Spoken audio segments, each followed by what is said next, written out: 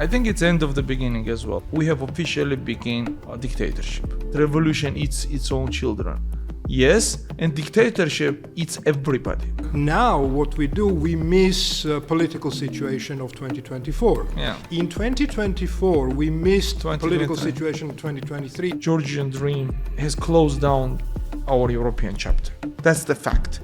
We could have been even more ahead where Moldova is now. Exactly. If not for Ivanishvili's Russian regime. There will be talks about Eurasian Union. Huge trade opportunities. Free market with Russia, with Kazakhstan. Come on now. This is Russia's special operation in Armenia using the Armenian church. Yeah. Hello and welcome to Talk Georgia Question Time with me, Giorgi Rukhadze. And with me, Nodar Kharshiladze. This is a special edition of Talk Georgia where Nodar and I will be answering your questions about Georgian and international politics. It's brought to you by Droeba News Group, trusted source of news and analytics. And GSAC, a think tank providing comprehensive political analysis of Georgia and wider Black Sea region, also academic and practical training for postgraduate students and mid-career professionals. I think it's time for questions. Nodar, welcome back. So Nodar was kidnapped and I was not finally kidnapped, we got him back. And yes. But by the way, if you want your questions to be answered on the next show, please send them to talkgeorgia1@gmail.com. You see email on the screen. Now let's go to your questions. Yeah, questions are... But before we get to the questions, I think things are moving so quickly in this country and events are unfolding so quickly that I think that we need to comment on a few recent developments, I think. Elena Khoshtaria went on hunger strike. And Gedi, the guy, joined her today. Yeah. And Gedi Popkhadze also. Where normally I'm really against this kind of acts, damaging your own health for achieving political reasons. But I think it's modern politics that we are in at the moment. That's a matter of survival. Mm-hmm. And also I understand that politicians need to act, and this is one way of acting. What do you think about it, Nodar? Well, on the one hand, of course, it's a welcoming sign when politicians start to get active. On the other hand, I just left for China for 1 week, came back, and everybody's in prison. What the hell, guys? Can't I leave you for a week? I don't want to criticize anybody, nor them who went to prison, neither those who are on hunger strike, but that's more an activism. That's not the politics. I mean, this can be a part of politics. I think biggest role of politicians in this thing should be directing and managing protester and putting together plans how to get rid of Georgian dreams. That's their primary goal. The private activism and acts of the personal heroism are more than welcome, but these should not be. They should not be limiting themselves only to that. Okay. Because if everybody's in prison, who the hell gonna run the street? I mean, so I think that on the one hand, it's a very brave personal decision to do that. But on the other hand, I would like to see some more strategic thinking here. Okay, fine, guys. I mean, you are doing excellent heroes, but what about strategy? I mean, how it gonna help the process? I mean, that's my question. So, well, yeah, there are thoughts on both sides. I mean, but definitely, I mean, of course, it's a good thing. And yes, I agree, it's about survival, and anything works now. Whatever works should work now. Okay, let's put it this way. And this Kobakhidze's speech in Parliament. Well, yeah, that's another story. Something really special because well, it's even not Soviet Union. Oh. I mean, I vaguely remember some of those. Yeah, we are not that old, but we remember. Party, plenary sessions, whatever. But I think that was something special. I know what it reminded me from recent history too. One, when Assad was speaking in Parliament, one that in Moscow now in exile, they would also start that his family. And second, the North Korean guy. I mean, when first half an hour of opening of any public gathering is the prizing of him. that how glorious, enlightened, and benevolent he is. I mean, for all the Korean people and everybody else. So that was so ugly, and so I would say that empty of any meaning. You know, the people.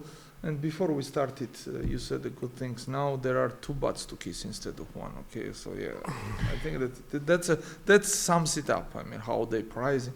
I don't have any questions. I just wanted to say, oh, what a great job you are doing. It's in a country who is in the top 5 of the most, the least prosperous countries in the Europe. We are in top 5 of the most impoverished countries in the Europe. I mean, that GDP per capita, gross national, everything. And suddenly, guy is saving Georgia from Armenia. Yeah, if we can say a few words about the content, what he said, because he was rambling an hour and a half, I guess, and talking about the crap that Georgia is number 1 or number 3 in fighting corruption and our economies. Yeah, he came up with numbers from, he said, I mean. But he didn't say a single word about Russian occupation. He even didn't mention Russia as a word. And I think you rightly mentioned that what differentiated this appearance to the previous appearances in the parliament is that, well, in the past, all thanks and praises and worship and all that stuff was going to Bidzina eventually. Now, I think that Kobakhidze somehow exceeded him in getting this praise. Or maybe it was more or less on the same level. Because, I mean, I don't remember any GD prime minister who was worshipped in the parliament in the way that Kobakhidze was yesterday. And I think it's absolutely right. Now we have 2 asses or 2 bats to be kissed by the Georgian dream people. And there is a long line there. And that's double job. Yeah. For well, them. I think if we can, I don't think that we can say that he is already a god, but he is at least a demigod. And before, if they would prize, for example, when they were prizing Kvirikashvili, sometimes he would get 1 prize in parallel of 6 or 7 Bidzina's prizes, okay? And Bidzina was neglected. I mean, I got upset for him yesterday. Yeah, don't you think that is a very dangerous game for Kobakhidze? I think Bidzina is putting him under the ultimate test now. Let's see how he survives this kind of thing. It is dangerous. I mean, let's see how he plays this game. But it is also a two-way street.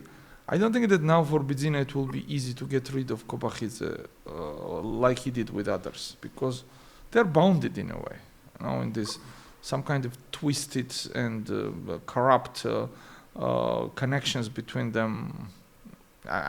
It will be harder. It's not impossible, definitely, but it will be harder to replace him now after so much was invested in him. But I mean, Gakharia was actually also prized pretty much, and then they just got rid of him. So I don't know. I mean, it's very hard to understand Bidzina. Okay, so just coming back to about these hunger strikes, so whether you support it or not, obviously, and whether you think that it is efficient way of fighting GD, still here is my appreciation and kind of full support to Elena Khoshtaria and also Gedeon Rukhadze. And I think this should be a sign or signal to other politicians and active people that we all have to act. Yep. That's the very important thing. And the first question that came from Khatuna is about, maybe the second question, sorry, but anyway, so there is a question here, one about action, but we will come down to that. But the first question comes from Khatuna, which runs this way, that the entire opposition is in prison. Gakharia is likely in exile. Who's next? And is this the end or just the beginning? Come on, Nodar, you start. Okay. Well,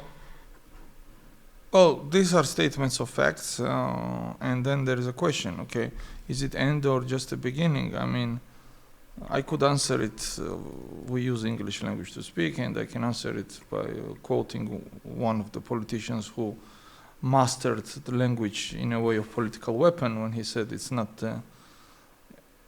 end. It's not even beginning of the end, but perhaps it's the end of the beginning. So that was Winston Churchill, of course, and I think it's end of the beginning as well. It's end. We have officially begun a dictatorship. This is, if before we could say that there were signs of dictatorship, there were some, let's say, steps done, and there were some laws. Now we have full package.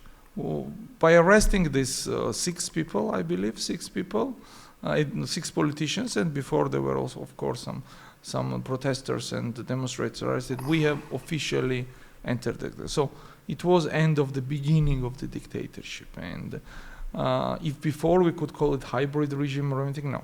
Now it's a dictatorship which jails political opponents, which, I think most of the political party leaders are in jail, except Gakharia, who would be in jail if he would not be abroad. Yeah, so yeah, it is, this is the end of the beginning, and I think that I would like to be positive, but I don't see any signs for optimism. I think that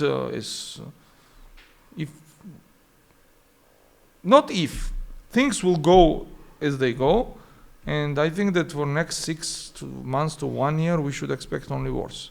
I don't see any reasons why we should have high hopes for optimism or what might change. Of course, things change in politics very well. There are black swan events, there are some force majeure, but these are not accountable for. If we go with classical analytical patterns, there are no signs which gives any ground for optimism, none whatever. Quite contrary, there are lots of signs which gives us quite strong feelings of the things getting worse. So that would be my 2 cents. Okay, so basically I agree with you. I don't think that this is the rock bottom. Nope. No, things can get worse. Yep. I think who was there? Sandro Sharinze was wrote on Facebook he made an interesting point. Every year that So now what we do, we miss political situation of 2024. Yeah. In 2024, we missed political situation in 2023 and so on and so on. And he concludes by saying that next year could be worse. Yes. So, things are moving in this direction. We did not hit the rock bottom yet. So we should expect things to get worse. Who's going to be next? Here's the part of question. It's very difficult to say, names. But what I can say is that maybe a few more politicians. Because, a lot of people saying that, okay, if they didn't want to go to prison, why didn't they pay fines? Why didn't they turn up at Tzolukiani's commission? But, the prime example is Gakharia, for example. He turned up at the commission. In fact, he was the only politician who turned up at Tzolukiani commission. But anyway, so he is he's even in worse situation because he is accused of high treason, which is a lot serious crime than, for example, not to turn up at. It's not 7 months imprisonment. No. Commission. Okay, was one thing. You're asking a very good question. Who is next? But and keep counting politicians. But but I wanted to move to the other spheres. Other fields. For example, I don't rule out the next range of people who might end up in prison can be the CSO leaders.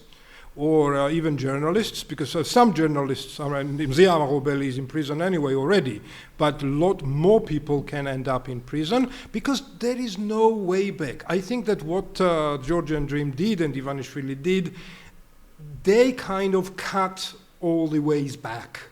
So there is only one way, just to go forward and try to obliterate any resistance that you get on the way. So this is why I'm saying that we should expect worse, and we should expect some other people from different walks of lives to end up in prison. I think you've been modest now. You should call it proper name. Next are us, Georgi. You and me and people like us. Could be. Don't forget that we are running one of the big think tanks in Georgia. We have been named as an enemy of GD several times already by head of the parliament, by Rukhadze himself, now demigod. So I think that once they run out of politicians, and there's a short list, next comes us. I mean, our colleagues. And most importantly, we run the only English-speaking podcast about Georgian politics. Yes, there are a number of things which we do, which irritates them. And as you said, now gloves are off. And why should they stop here? I mean, there is no stopping it, okay? Yeah, this is what I'm saying. Yeah. Once you get it rolling, then process starts managing itself.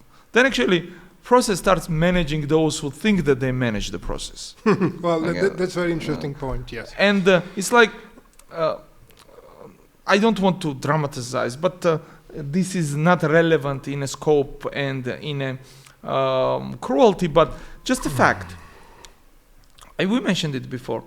When purges in Soviet Union started in 1937, first they purged enemies of the state, so-called, and they didn't have a judicial system to do so. They introduced this troika, three-man judiciary in the regions. One would be head of the party office, one would be head of the police, and third would be head of the KGB and KVT there, or head of the any kind of the local government, okay?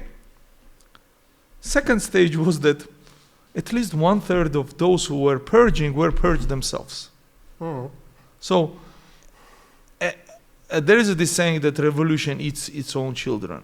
Yes, and dictatorship eats everybody, because there is no stopping it.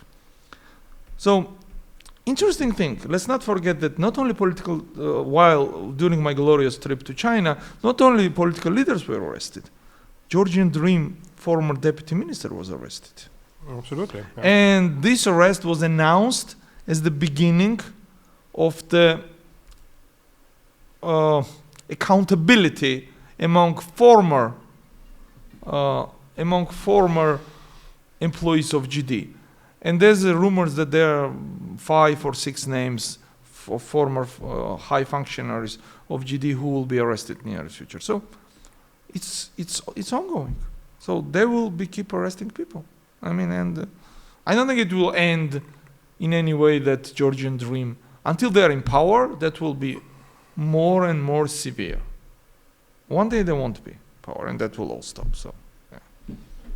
Okay. Do you want to go to the next question? Yeah, sure. No, let me go. So there's plenty of questions, but I think that we can concentrate on 2 key questions, or maybe. Sergo asking that, yeah, and this is a question we might want to concentrate.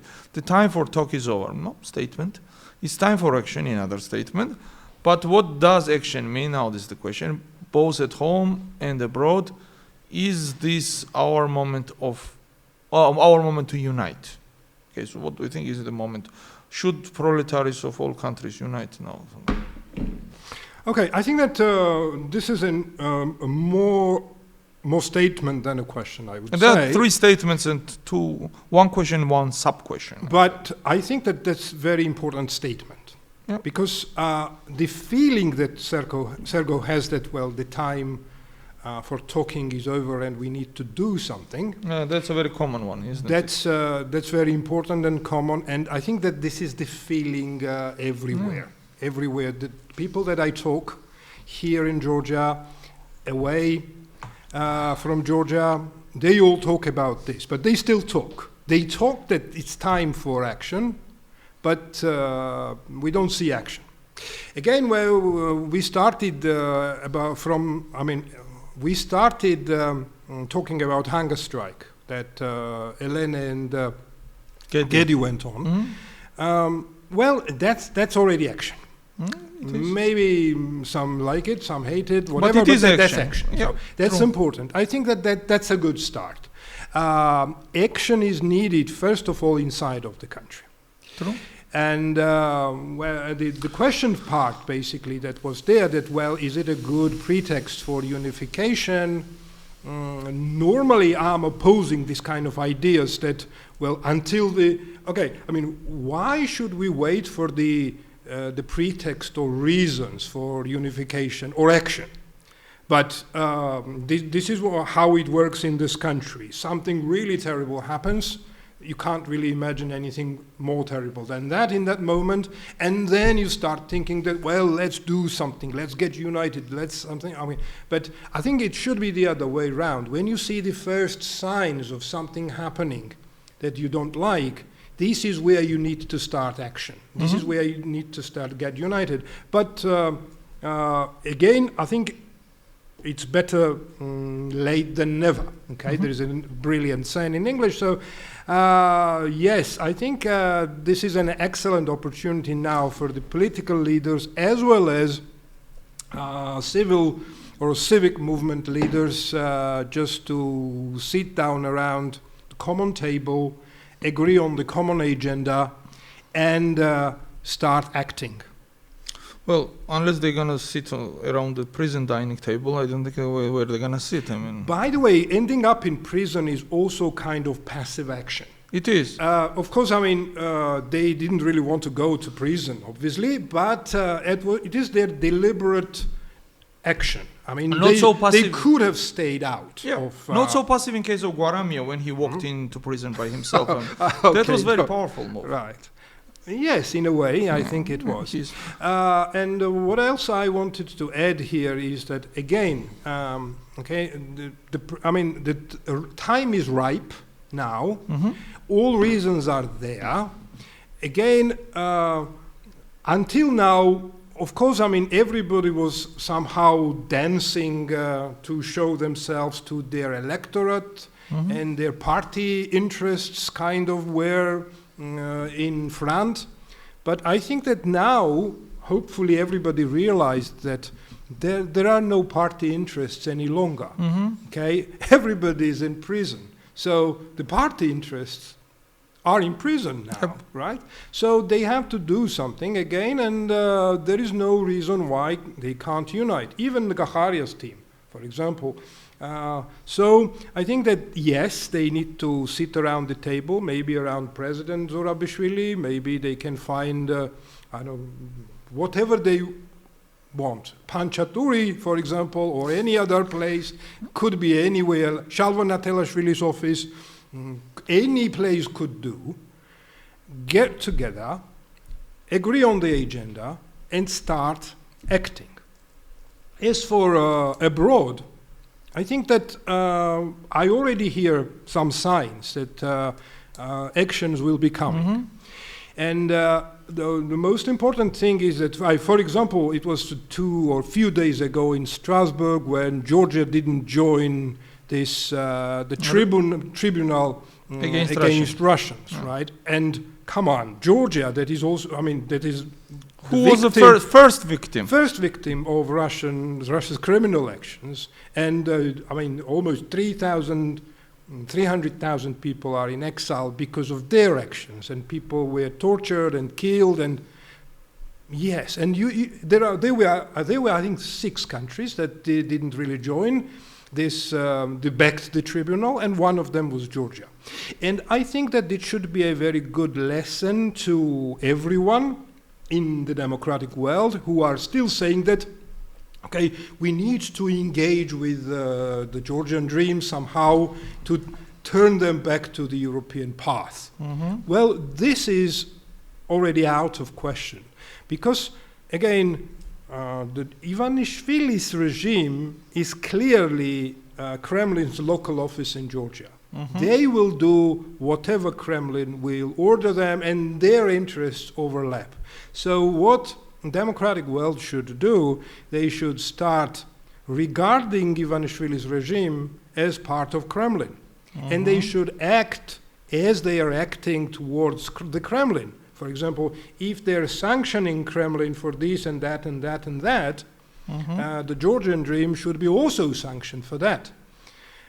Exactly, and if the Western leaders fully realize this, then it would be a lot easier just to make steps against the Georgian dream. And also it will be a lot easier in the European Union to basically manage and get, for example, Orban on the table. Orban is a dealer.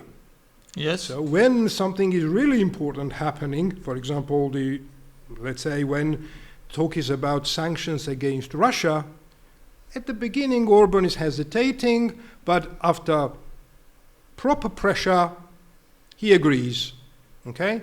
So we have to make Georgia an important case, and if Georgian dream is, it is fully realized that the Georgian dream is part of the Kremlin, that would make it more important. And I think it will be possible that to get consensus in the European Union to sanction Ivanishvili and his cronies, and also make other steps that I wouldn't really kind of list them here, but European Union still has quite a leverage on Georgia, but this all leverage should be used now, not after we are all sent to prison or exiled or shot dead. While you were, I remembered some things that I wanted to say before in previous program. So there is this wonderful website which is called Midru. This is a website of okay. And if you scroll it and if you look Georgia-Russia relationship, there is this very large section where they have this bilateral relations. And you start and it goes like chronologically. And there is lots of anger, okay, that Georgia did that, occupation, they call us, and how sweet and then sweet and honey is coming after 2020 when you see here. The cultural relationship, the approachment between two nations, the protecting our, increasing the public relationship, and this all talks about one thing. We are walking the same path as Belarus did. It's pretty obvious. And I think at one moment, if we do not act, and you made a very good argument, what is going to happen? We aren't gonna wake up in Chelyabinsk. We're gonna wake up in Russified Georgia. And once with some elements of Chechnya. Yeah, it's a regime which varies from Lukashenko to Kadyrov. Okay, some versions of it. And if that's the case, then European Union is over, and very smoothly and very, let's say, in accelerated way, there will be talks about Eurasian Union. Huge trade opportunities, free market with Russia, with Kazakhstan. Come on now. Why not? It's better to be there than to be alone. And maybe, they tried it before the war. Maybe if we behave well, Russians will give us back some of our lands. You remember there was a huge... Yeah. Well, that's what's in store. And that's pretty sure. And they're testing it. If we don't act, if we swallow all of that, that's what will follow. And Chelyabinsk, it's not far away. And don't undermine Chelyabinsk. GDP per capita in Chelyabinsk is higher than Tbilisi, by the way. So yeah, and what I also would like to add, that you said that, well, the Eurasian Union, kind of Russian market and all that stuff, but while we are talking about this, and while we are talking about survival, Moldova started negotiations with the EU about membership. Yep. Okay, and at the beginning of the next month, which is very soon, they will open first chapter. And well, it's very likely that within few years they will close all chapters, because there will be not a lot of chapters about. I think Moldova is the easiest case for EU. Half of Moldova is in European Union by passports anyway.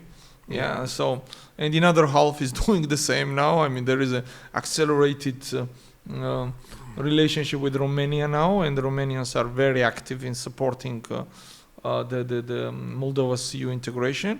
And most of the Moldovan government is Romanian citizens. Yeah, dual citizens.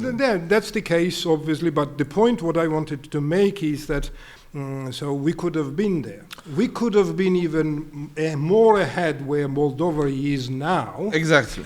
if not for Ivanishvili's Russian regime. And Moldova proves wrong GD's propaganda in many ways, and I think we should be using it. They said that price for EU membership is a war. So what wars are Moldova is waging now? None. None. Yeah, and they were not dragged into the war. They were not doing anything. So Moldova is a very good example of how you can quietly, without making any waves and just doing your job, could get into the European Union process. I mean, that could be Georgia as well, but of course, I don't think that we should be kidding ourselves. Bidzina Ivanishvili promised putting constitution EU integration because it was unrealistic back then. Absolutely. Once it's become a present political agenda, he was terrified first, because the demands were like totally incompatible with his endless stay in power. I mean, you can't have a free courts and the free media and stay in power forever. So this is, for him, there is no wave to European Union.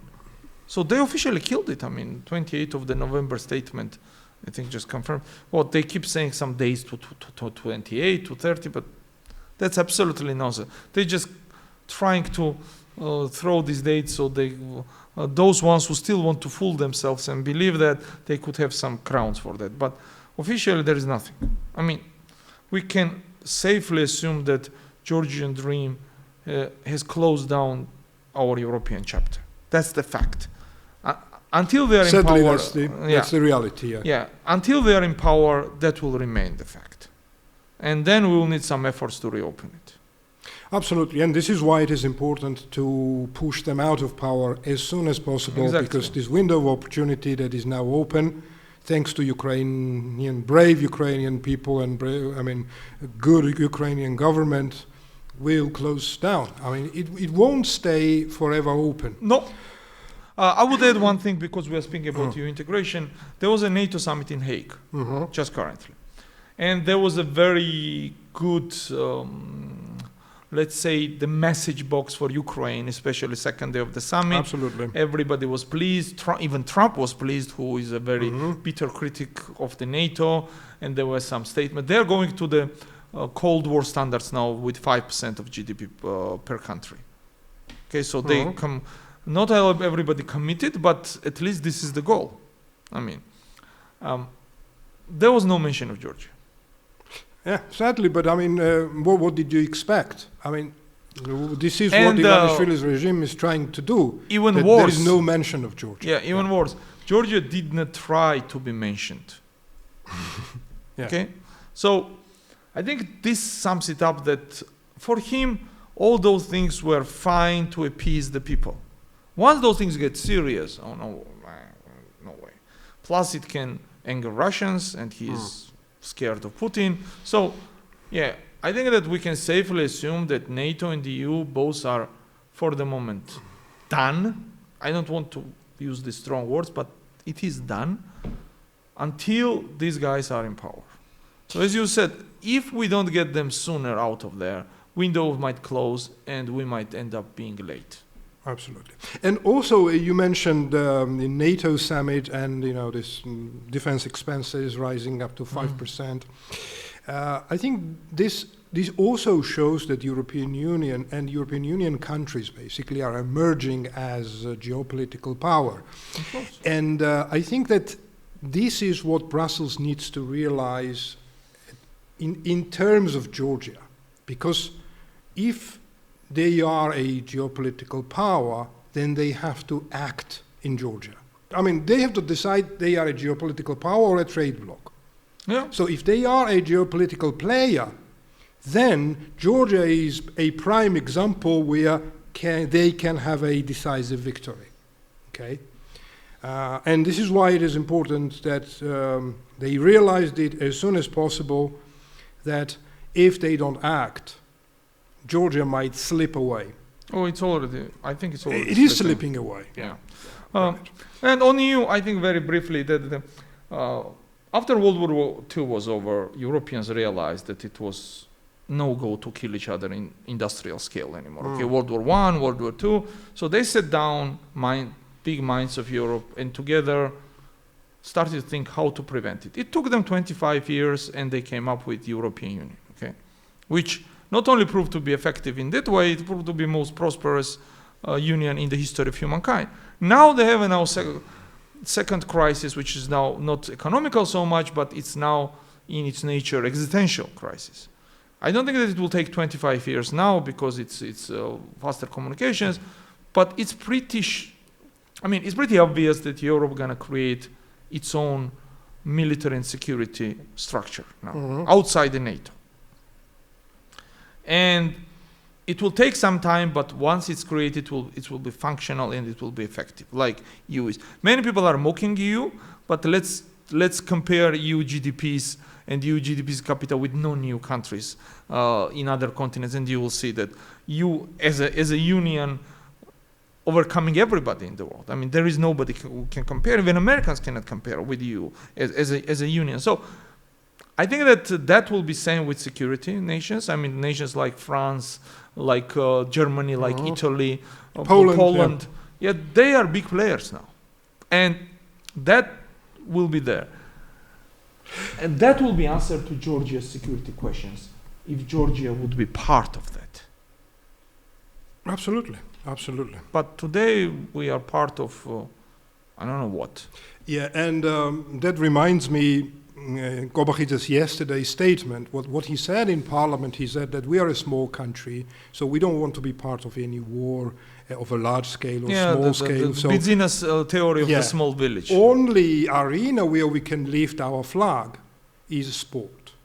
I mean, come on, this is such a Russian, rhetoric about Georgia. This is Primakov speaking. Yeah, when absolutely. he said, okay, when you were with us, you had your the dramaturgy, you have your theater, you had your football, you had your sports. You were happy people. What the hell do you want? But exactly. But on the other hand, look, the small nations. Israel is a small nation. Estonia is a small nation. Croatia is a small nation. Luxembourg is a small nation. Croatia, they have a lot of things to offer to the world. I mean, and Georgia also. I mean, we at some point we were #1 reformers in the region and beyond. To give you, the Netherlands is smaller than Georgia in its size, Absolutely. and it's one of the most active and effective international players in the world, not only in Europe. I mean, and you can be astonished by their achievements. I mean, this small nation and. There are a number of examples like that. Look what Singapore could achieve, which is the size of Saburtalos district. Absolutely. Yes, we need to bring this to close. And the last question that I want to voice that came from Aza, and I know that you are expert in Armenia, Turkey, not so much right? Okay. But what's happening in Armenia, and well, how could it end, and what might it mean for Georgia? Come on, start, Nodar, and maybe. Okay, what it might. First of all, we don't know what is happening in Armenia. In Armenia, happening that Prime Minister Pashinyan now took over Armenian Gregorian Church. Okay, he clashed with one of the stronger institutions in Armenia. But many of our listeners who understand Georgia. Rightfully think that church is a bit too powerful in Georgia for 21st century society. Take it and multiply it by 10 for Armenia, okay? Exactly. So Pashinyan just clashed with them. There were some statements, not very pleasing ones from both sides. Boys will be boys. It was somehow related with shapes of penises. First two statements. I remember that. Yeah. And Pashinyan was very vocal there. Yes. He said that they can come round and double check it. Yes. And then things got pretty serious when investigation was opened against one of the big bishops, the one who rules the most popular church in Armenia, the Echmedins. Now. It is a very challenging theme for him. There is an election next year in 11 months now, somewhere, 12 months. So we will see how it will affect his approval ratings. And plus, we still need to see what church will counteract against him. Armenian church will not go down easily. There will be a huge fight. Now, what it might mean in Georgia. For Georgia, it means nothing in particular because we are different denominations of the Christian Church. We are Orthodox, they are Gregorians. That's first. Second, it's a different setup because they have two churches actually. One church is Armenian, second is Kilikian, which is a diaspora church. It's a very complicated model of little Armenia having so many different churches, but that's their job. That's their own right to do so. For us, it can be example, if Pashinyan is successful. But there is if.